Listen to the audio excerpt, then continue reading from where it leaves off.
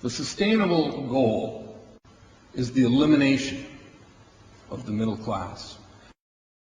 The world cannot support 6 billion people. But you see, the plan behind sustainable development includes population control. It's a program for land use control, education control, and population control. The leaders of the sustainable movement say that the world's human population should not exceed 500 million people. That's a 93% reduction of today's population levels. In 1992, while the Rio conference was going on, George Bush, then president, was there. He was just offshore in Prince Charles's yacht, where he executed the Agenda 21 protocols on behalf of the United States and brought it back to Washington, D.C. Within a year, Bill Clinton, by executive order, established the President's Council for Sustainable Development. In 1996, Bill Clinton set up the President's Council on Sustainable Development. One of the dictates of Agenda 21 is that every country in the world is to set up a national council to oversee the implementation of Agenda 21. I've listened to Gorbachev explain, we are writing a new set of 10 or 15 commandments to replace the original 10. Which one of the 10 do you think these guys don't like? Thou shalt not lie, thou shalt not steal, thou shalt not covet. Because I'll tell you what, these people have lied to us. They're in the process of stealing all of this nation's natural resources, and they covet everything you have left.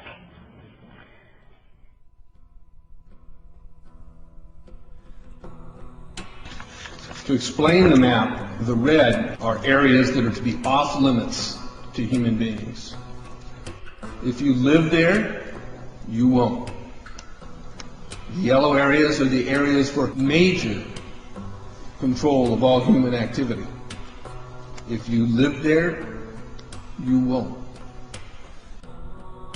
The black dots are the smart growth zones. That's where human beings are to be stacked and packed in small living units along rail tracks. Smart growth program ultimately has jobs assigned and children cared for by the state.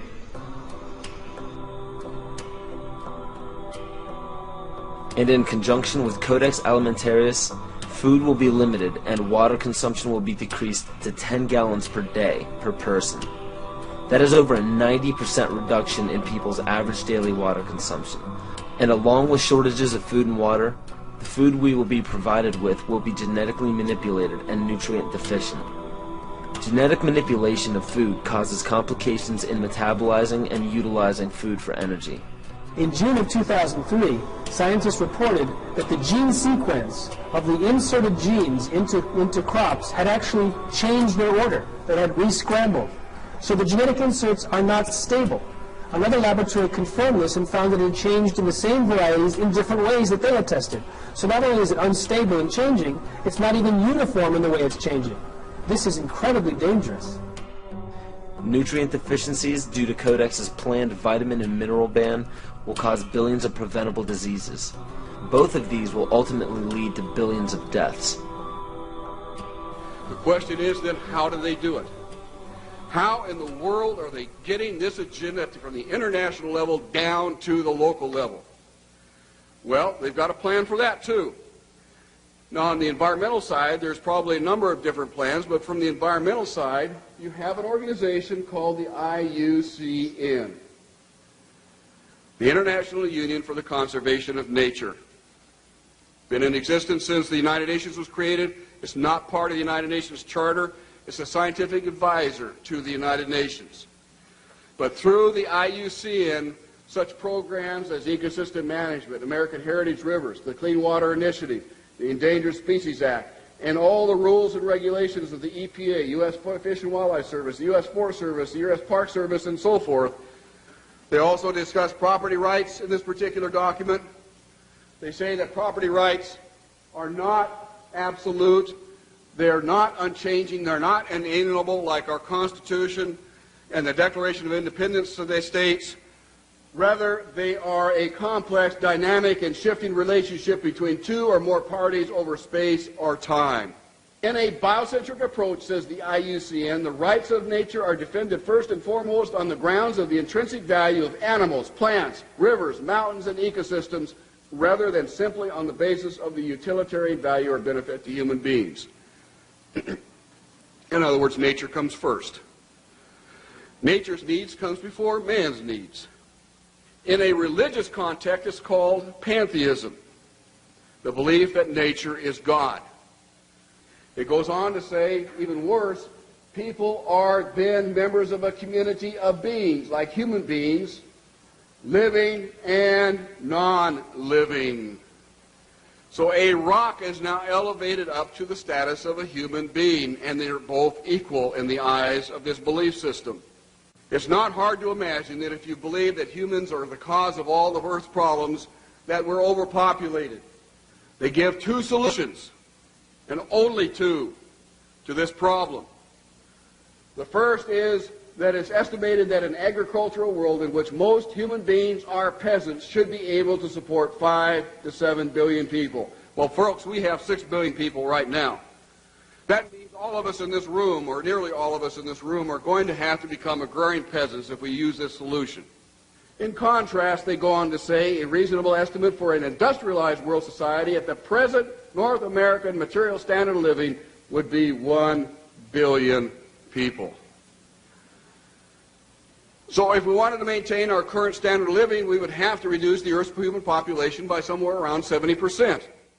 In 1970, just 3 years after the publication of the Iron Mountain Report, which calls for, if we're going to create a world government, we can no longer use war as a mechanism to cause fear amongst populations and therefore allow us to control the behavior of populations through fear. And they settled on, in 1967, in their publication called the Iron Mountain Report, the environmental holocaust. In 1970, 3 years after that publication, Foreign Relations began to publish a series of articles describing the ecological holocaust that was facing the world.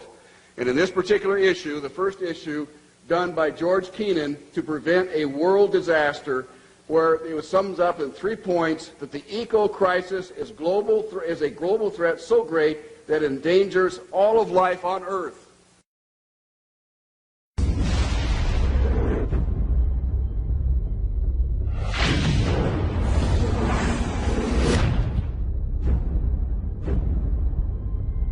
If you look at the 10 hottest years ever measured, they've all occurred in the last 14 years. And the hottest of all was 2005.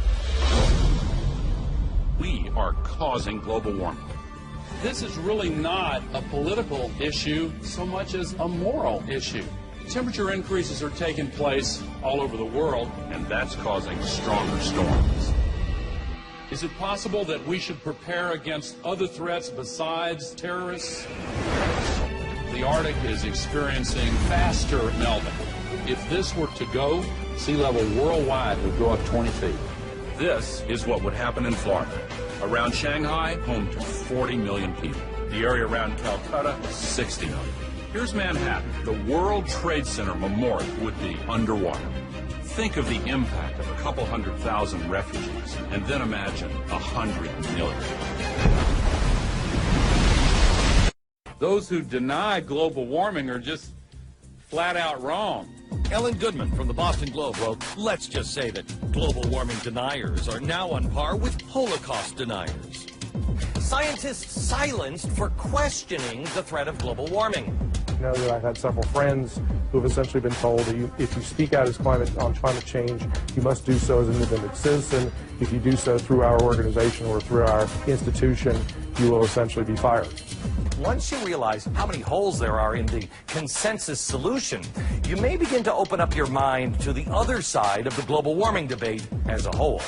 The only consensus I'm aware of is that it's warmed in the last century. They completely ignore the fact that there's this thing called the Oregon Petition that